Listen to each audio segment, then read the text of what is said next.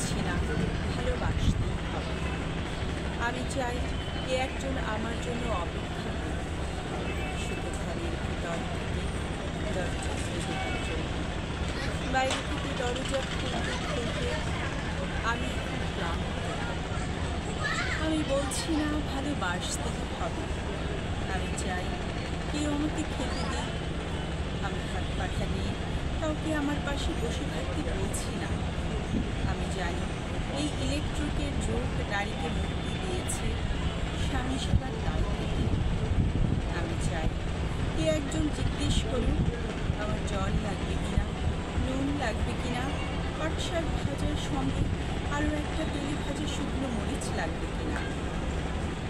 একটু বাসন, গেঞ্জি, রুমাল আমি নিজেই খেতে পারি। আমি বলছি না ভালোবাসতে হবে।